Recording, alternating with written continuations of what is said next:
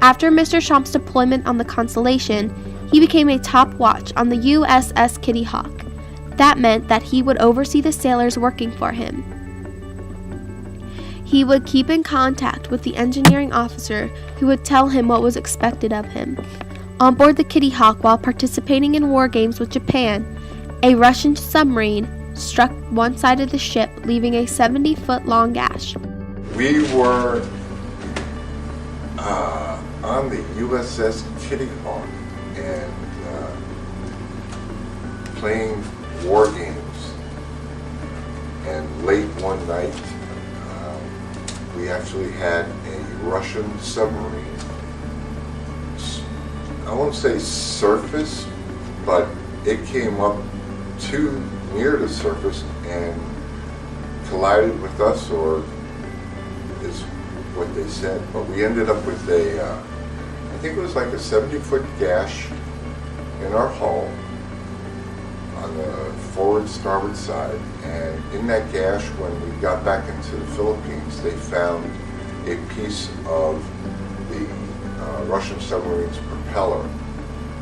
And of course, I got sent off for analysis and whatnot by the Navy Department, but we got to keep a piece of it, and they made a plaque out of it, and they kept it on, I'm going to say it was where the quarterdeck was. They had a glass case that had, all the ship's awards. When Mr. Schomp was done serving on board the Kitty Hawk, he went to Fleet Training Center San Diego and then to the USS Wasp.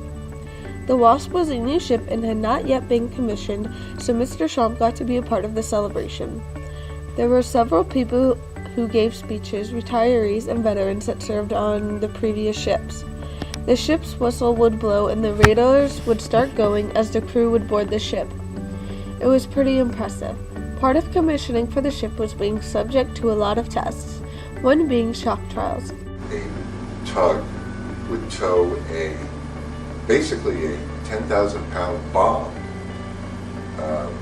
in the water.